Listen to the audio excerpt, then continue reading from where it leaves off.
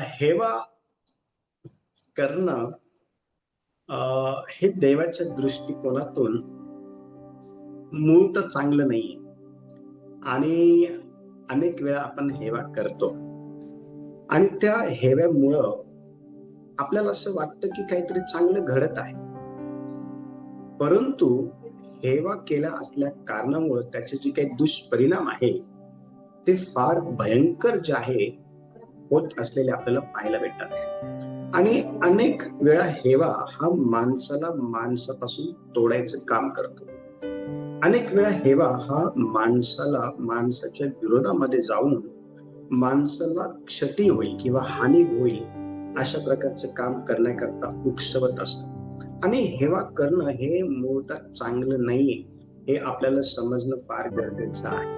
आणि ज्या वेळेला आपल्याला हे समजतं की हेवा करणं हे देवाला आवडत नाही, कारण त्याचे जे परिणाम आहेत ते अतिशय भयानक असतात, तर आपण ह्या दिवसांमध्ये आपल्या जीवनामध्ये असलेला हा जो काही स्वभाव आहे जो देवाकडनं आपल्याला प्राप्त झालेला नाही, लक्ष द्या, हेवा हा स्वभाव आपल्याला देवाकडनं प्राप्त झालेला नाहीये, तर हा जो स्वभाव आहे हा सैतानाकडनं आपल्या जीवनामध्ये आलेला आपल्याला पाहायला भेटतो. आणि येणाऱ्या दिवसांमध्ये आपण हा देखील विषय जो आहे तो शिकणार आहे. ठीक आहे, आता आजचा आपला विषय हा आहे हेव्याचे परिणाम येशूच्या आणि आजच्या काळात. लिहून घ्या सर्वांनी, जर काही राहिलं तुम्ही विचारू शकता. आजचा जो विषय आहे, आजच्या विषयाचे नाव आहे हेव्याचे परिणाम येशूच्या काळात व आत्ताच्या काळामध्ये.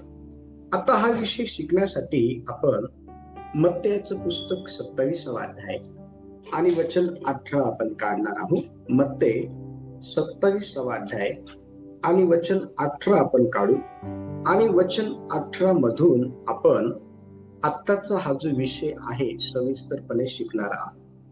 आणि हा विषय शिकत असताना तुम्ही अतिशय बारकाईने हे समजून घ्या की हेव्यामुळं किती भयानक रित्या दुष्परिणामांना जे आहे ते सामोरे जावं लागत असतं.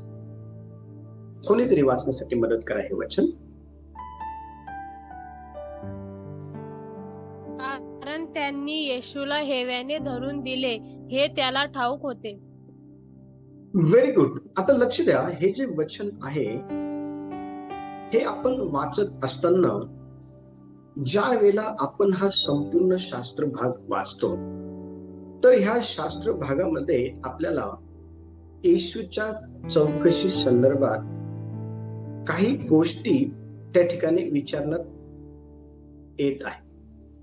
आणि पिलात ह्या ठिकाणी आपण पाहतो की येशू समोर उभा असताना पिलाताला ही गोष्ट कळाली होती, पिलाताला ही गोष्ट ठाऊक होती की जे धार्मिक पुढारी आहेत, जे धार्मिक काय आहे पुढारी आहे, त्यांनी येशूला हेव्याने धरून दिलेला आहे. लक्ष द्या, पहिली गोष्ट, हेवा हा माणसाला धरून देत असतो त्याचं वाईट होण्याच्या अनुषंगाने. आणि आज आपण पाहतो येशूच्या काळामध्ये देखील जे धार्मिक पुढारी होते त्यांनी येशूला धरून दिलेलं आपल्याला पाहायला भेटतं. आणि आज देखील वर्तमान समयामध्ये आपण ज्या वेळेला एखाद्या व्यक्तीचा हेवा करतो तर आपण नेमकी काय करतो, तर आपण तीच गोष्ट करतो जी येशू संदर्भात झालेली आहे. आपण एखाद्या व्यक्तीला जे आहे त्याचं वाईट व्हावं या अनुषंगातून हेव्याच्या साहाय्याने धरून देत असतो. आणि बघा, ज्या वेळेला आपण वचन वाचतो ना, तर पहिला मुद्दा लिहा, मुद्दा क्रमांक 1 टाका आणि तो लिहा, हेवा लोकांना चुकीचे निर्णय घेण्यास प्रवृत्त करतो. पहिला मुद्दा लिहा, त्याच्यामध्ये पुढे लिहा, हेवा लोकांना चुकीचे निर्णय घेण्यास प्रवृत्त करतो. आता बघा, ज्या वेळेला आपण एखाद्या व्यक्तीचा हेवा करतो, ठीक आहे, आता कोणत्या कारणामुळे आपण त्याचा हेवा करत आहोत हे आपल्याला माहिती आहे. आता हा विषय सर्व खोलवर आपण जे आहे शिकणार नाही, परंतु एक तुम्हाला सखोल जे काही अंडरस्टँडिंग व्हावी यासाठी आपण हा विषय सविस्तरपणे काय करत आहोत, मुद्देवाईज शिकत आहोत. आता ज्या वेळेला तुम्ही एखाद्या व्यक्तीचा हेवा करतात, त्यावेळेला त्या व्यक्तीचा हेवा तुम्ही कोणत्या कारणामुळे करत आहे हे तुम्हाला माहिती असतं. मग आता तो हेवा जो आहे ना, तो तुम्हाला त्या व्यक्तीच्या विरोधामध्ये चुकीचे निर्णय घेण्याकरता प्रवृत्त करत असतो, हे समजणं फार गरजेचं आहे. आणि आज आपण वर्तमान समयामध्ये ज्या वेळेला लोकांच्या जीवनाचं अनुकरण करतो किंवा ज्या वेळेला आपण लोकांच्या जीवनाचं अवलोकन करतो, त्यावेळेला आपण पाहतो की अनेक लोक हे हेव्याने भरलेले असल्या कारणामुळे त्यांनी त्यांच्या सोबत्यांचं अतिशय वाईट केलेलं आहे आणि त्या हेव्याने त्यांना वाईट करण्याकरता उकसवलेलं आहे. आता पवित्र शास्त्र ज्या वेळेला आपण मत्तयाचं पुस्तक 27वा अध्याय आणि वचन 18 वाचतो ना, तर त्या ठिकाणी धार्मिक नेत्यांनी येशू निर्दोष असतानाही त्याला पिलाताच्या हाती जे आहे शिक्षा भोगण्यासाठी धरून दिलेलं होतं. लक्षात, पिलात ज्या वेळेला येशूची चौकशी करत होता त्यावेळेला पिलाताला हे आढळून आलं होतं की येशू हा निर्दोष आहे. पिलाताची जी पत्नी आहे ती देखील पिलाताला अतिशय स्पष्टपणे येशू संदर्भात काही महत्वाची गोष्ट जी आहे ना ती सांगताना आपल्याला ह्याच वचनात जे आहे ते दिसून येते. बघा, कोणीतरी वचन 19 वाचा. वचन 19, त्या ठिकाणी पिलाताची पत्नी पिलाताला येशू संदर्भात काहीतरी महत्वाची गोष्ट सांगत आहे. कोणीतरी वाचा ते वचन. तो न्यायासनावर बसला असता त्याच्या स्त्रीने त्यास असा निरोप पाठविला की त्या धार्मिक मनुष्याच्या कामात तुम्ही पडू नका, कारण आज स्वप्नात त्यांच्यामुळे मी फार दुःख भोगले आहे.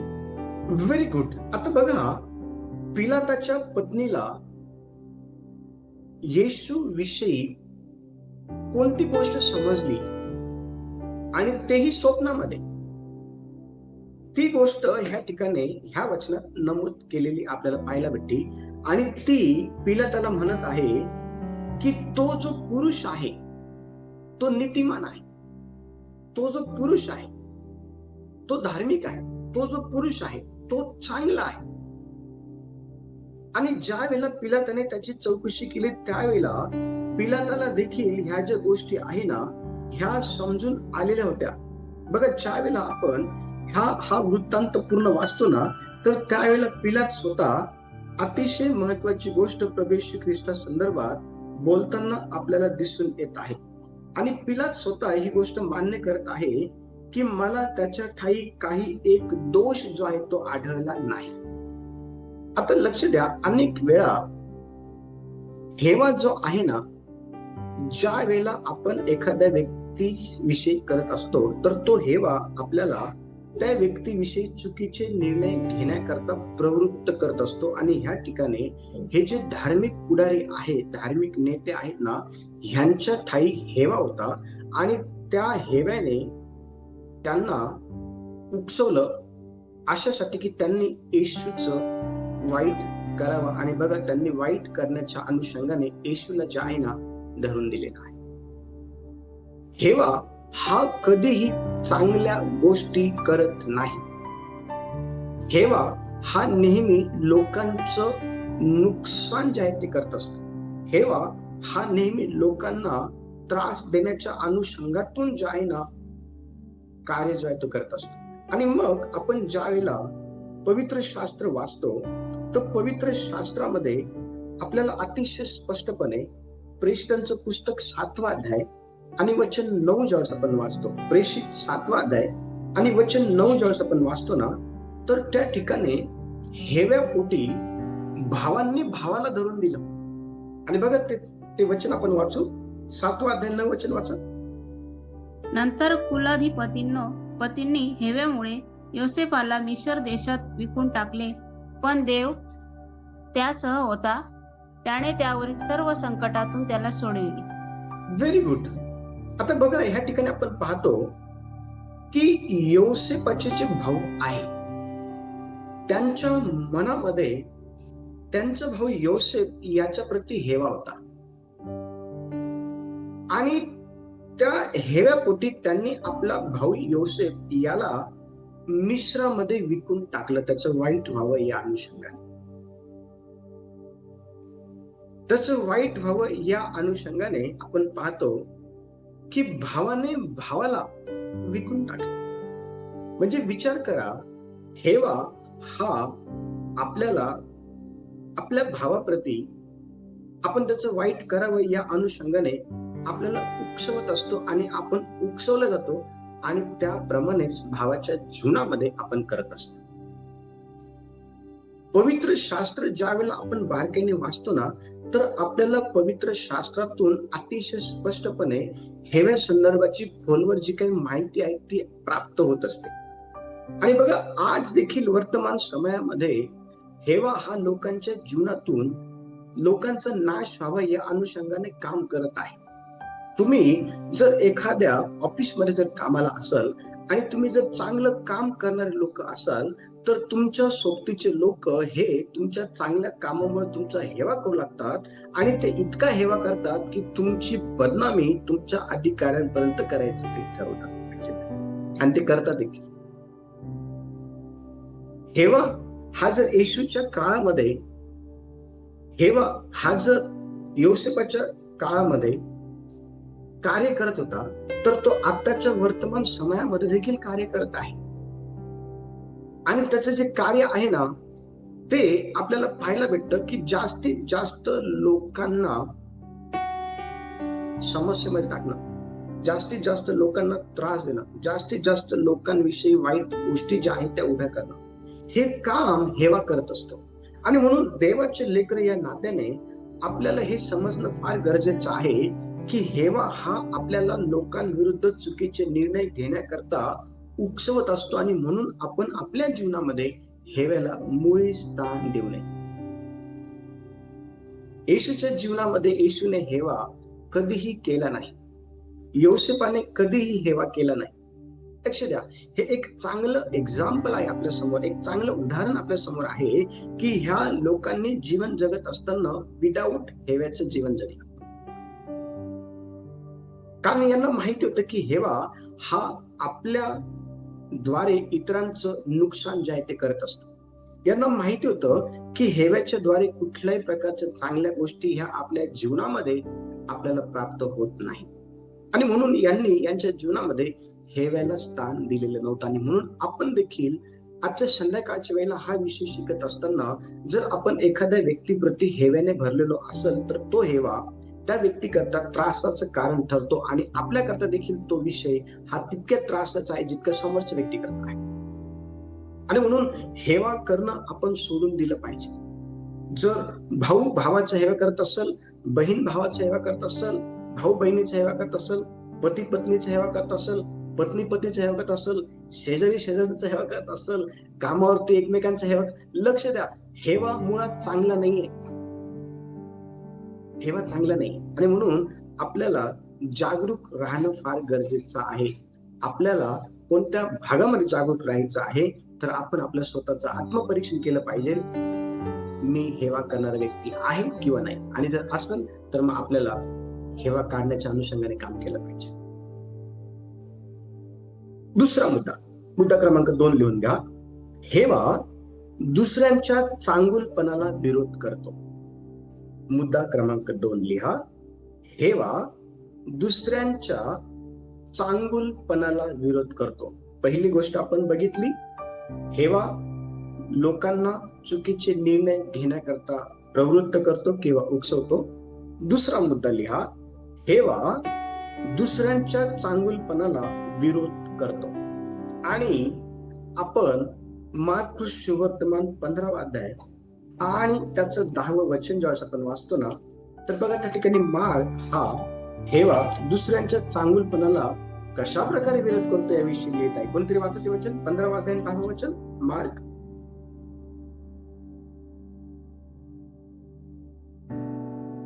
कारण मुख्य याजकांनी याला हेव्याने धरून दिले होते हे त्यांच्या ध्यानात येऊ लागले.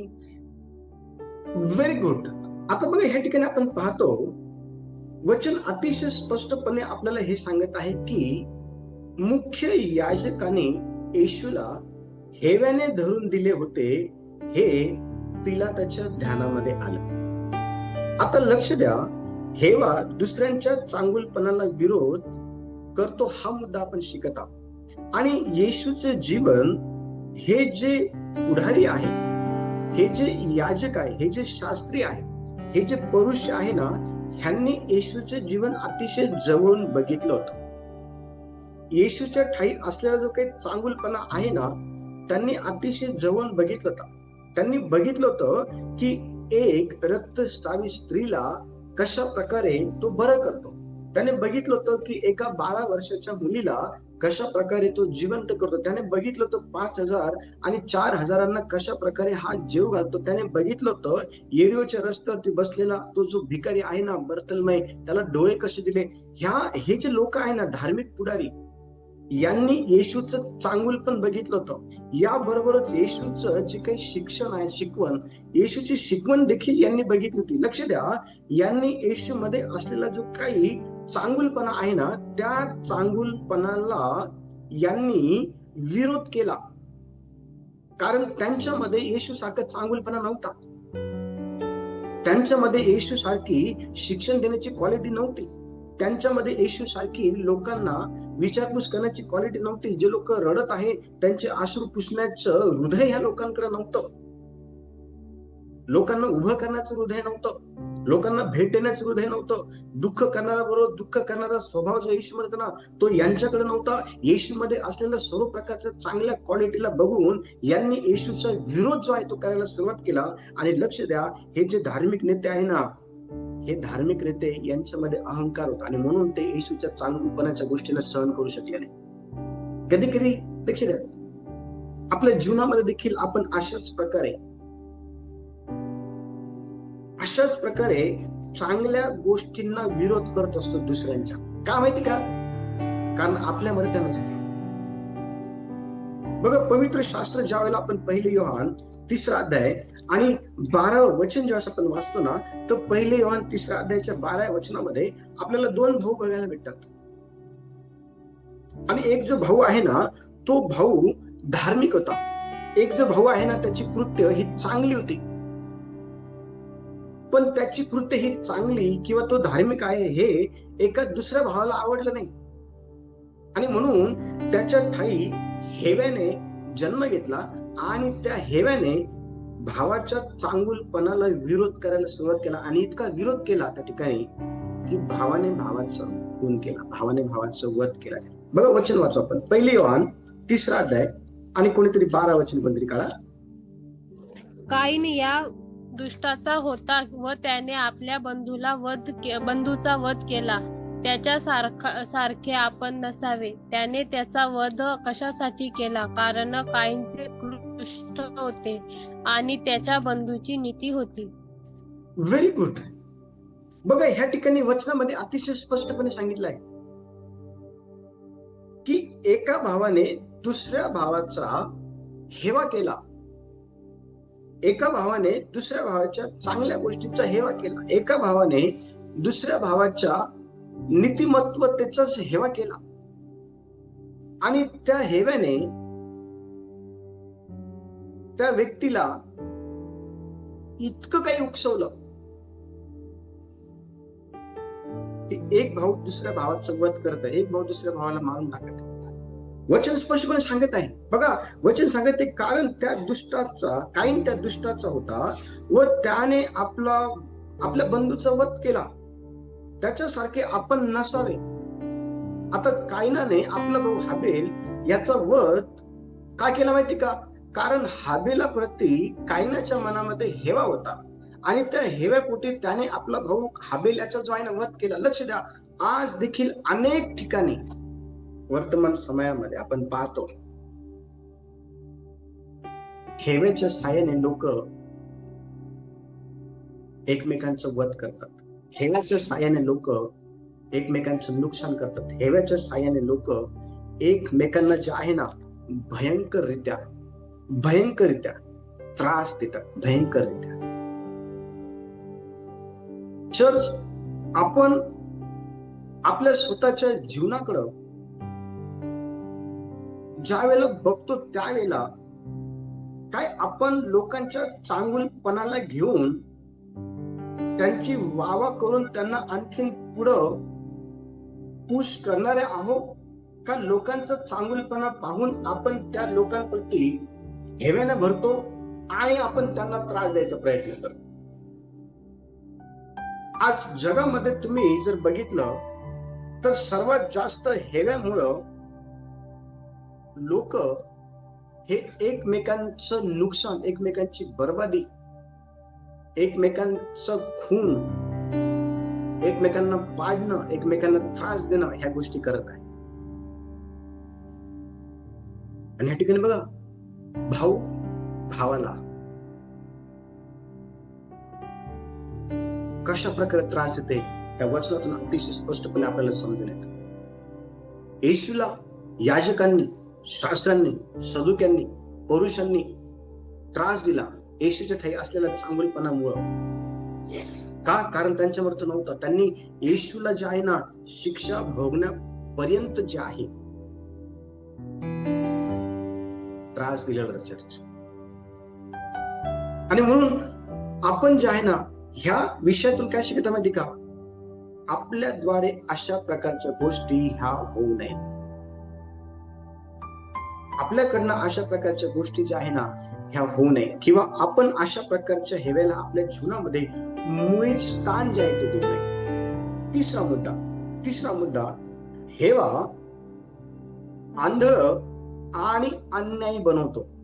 मुद्दा क्रमांक 3 लिहून घ्या. हेवा आंधळ आणि अन्यायी बनवतो.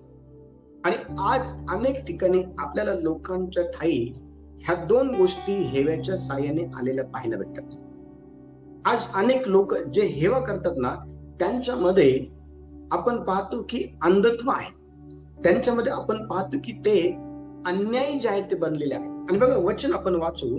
कोणीतरी नीतिसूत्रे याचा 14वा अध्याय आणि वचन 30 वाचण्यासाठी मला मदत करा. नीतिसूत्रे 14वा अध्याय आणि वचन 30 पहा, कोणतरी वाचा.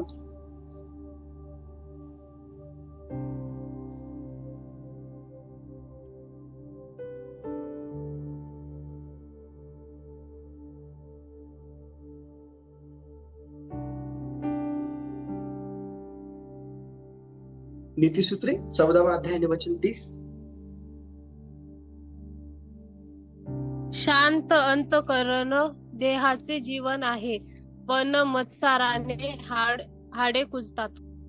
Very good. बघा, ज्या वेळेला आपल्या जीवनामध्ये हेवा असतो, त्यावेळेला तो हेवा आपल्याला भयंकररित्या अंधत्व जे आहे ते आणत असतो, किंवा भयंकररित्या हेवा हा आपल्या जीवनामध्ये आपल्याला अन्याय जे आहे ते बनवत असतो. आणि हेव्यामुळं आपल्या जीवनामध्ये आपण कोणत्या प्रकारच्या समस्येमध्ये अडकतो माहिती का? वचन सांगत आहे की हेव्यामुळं हाड कुजतात. मातीत पुरल्यानंतर हाड कुजतात हे ऐकलं होतं किंवा हे बघितलं होतं. पण हेवा केल्यामुळं हाड कुजतात हे वचन बघा या ठिकाणी अतिशय स्पष्टपणे सांगत आहे. म्हणजे ज्या वेळेला आपण हेवा करतो तर तो हेवा आपल्याला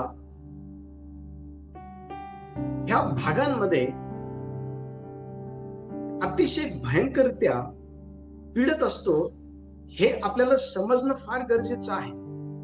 आणि ज्या वेळेला आपण याकोबाचं पत्र 3रा अध्याय आपण काढतो ना, तर याकोबाच्या पत्राच्या 3ऱ्या अध्यायाच्या वचन 16 मध्ये आपण अतिशय स्पष्टपणे हेव्या संदर्भात आणखीन काही गोष्टी ज्या आहेत ते वाचणार. बघा, कोणतरी वाचत ठिकाणी याकोबाचं पत्र 3रा अध्याय आणि वचन 16 पहा.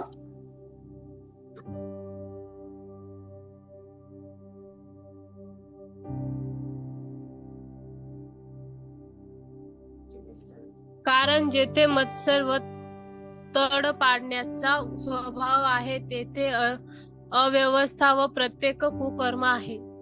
Very good.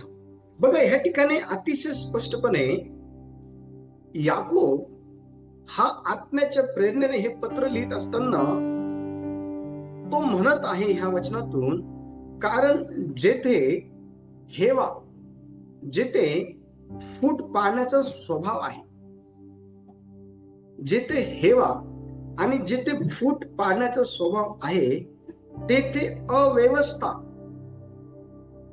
व प्रत्येक कुकर्म आहे. आणि आज आपल्याला ह्या गोष्टी मोठ्या प्रमाणामध्ये पाहायला भेटतात. मोठ्या प्रमाणामध्ये आपल्याला ह्या गोष्टी पाहायला भेटतात. आणि लक्ष द्या, आज ह्या गोष्टींच्या साहाय्याने अनेकांचं नुकसान जे आहे ते झालेलं आहे. ह्या गोष्टींच्या साहाय्याने अनेकांचं नुकसान जे आहे ते केलेलं आहे. आणि त्यांनी हे नुकसान काय केलं माहिती का? कारण त्यांच्या ठाई असलेलं हेवेच्या द्वारे आलेलं जे काही अंधत्व आहे ना, हेवेच्या द्वारे आलेलं त्यांच्या ठाई असलेलं जे काही अन्यायी स्वभाव आहे ना, त्याच्या साहाय्याने त्यांनी हे केलेलं आहे. आणि हे करत असताना त्यांनी त्या ठिकाणी नातेसंबंधाकडे लक्ष दिले नाही, त्यांनी त्या ठिकाणी माणुसकीकडे लक्ष दिले नाही, त्यांनी त्या ठिकाणी देवाकडे लक्ष दिले नाही. त्यांनी त्या ठिकाणी फक्त स्वतःच्या फायद्याच्या गोष्टी करण्याच्या अनुषंगाने त्या ठिकाणी लक्ष दिलं. पण वचन अतिशय स्पष्टपणे सांगतं की हेव्यामुळे चांगलं होत नाही, त्या उलट जीवनामध्ये अंधत्व येतं, त्यामुळे जीवनामध्ये अन्यायपणा होतो आणि त्यामुळे जीवनामध्ये आपण प्रॉब्लेम मध्ये जायला फसत असतो. आणि म्हणून हेवा हा मुळातच चांगला नाहीये, हे आपल्याला समजणं फार गरजेचं आहे. आणि लक्ष द्या, प्रभू येशू जे आहे ना, प्रभू येशू बद्दल इतका हेवा जो आहे तो या धार्मिक पुढाऱ्यांनी केलेला होता. आणि म्हणून त्यांना त्या ठिकाणी येशूच्या चांगल्या गोष्टी ज्या आहे ना त्या आवडल्या नाही. आणि त्या चांगल्या गोष्टींना घेऊन त्यांनी येशूकडे जे आहे ते दुर्लक्ष केलं आणि येशूवरती खोटे जे आरोप आहे ते ठेवले. आणि खोटे आरोप ठेवून येशूला त्यांनी बदनाम करायचा प्रयत्न केला, खोटे आरोप ठेवून येशूला त्रास देण्याचा प्रयत्न केला, खोटे आरोप ठेवून येशूला पाडण्याचा प्रयत्न केला, खोटे आरोप ठेवून येशूला जे आहे ना त्या ठिकाणी भयंकररित्या वेगवेगळ्या प्रकारच्या त्रासाचा सामना जातो करायला लागला. आणि आज देखील असंच होत आहे, आज देखील असंच होत आहे. ज्या वेळेला एखादा व्यक्ती तुमच्या प्रति हेवेने भरतो, तुमच्या ठाई असलेल्या चांगुलपणामुळं, तर तो व्यक्ती तुमच्या जीवनामध्ये तुम्हाला अशा प्रकारचे त्रास जे आहेत देत असतो. ज्या वेळेला आपल्या मनामध्ये एखाद्या व्यक्तीच्या चांगुलपणाला घेऊन हेवा येतो, त्यावेळेला तो हेवा आपल्या त्या व्यक्तीबद्दल उपसवतो आणि त्या व्यक्तीला आपण त्रास द्यायला सुरुवात करत असतो. ह्या ठिकाणी उत्तम असं उदाहरण आहे, उत्तम असं उदाहरण ह्या ठिकाणी आपल्याला पाहायला भेटतं की येशूला त्रास दिला. येशूच्या ठाई असलेल्या चांगुलपणाकडे त्यांनी बघून त्याला सपोर्ट करण्याऐवजी, त्याची वाहवा करण्याऐवजी, त्याला पुढे जाण्याकरता मदत करण्याऐवजी त्यांनी येशूला माग ओढण्याचा प्रयत्न केला. आणि त्यांनी भयंकररित्या अंधत्व हेव्याच्या साहाय्याने जीवनात घेऊन, अन्याय हेव्याच्या साहाय्याने जीवनामध्ये घेऊन त्या ठिकाणी येशूला धरून दिलं. चर्च, आपण आपल्या स्वभावाकडे लक्ष देणं फार गरजेचं आहे.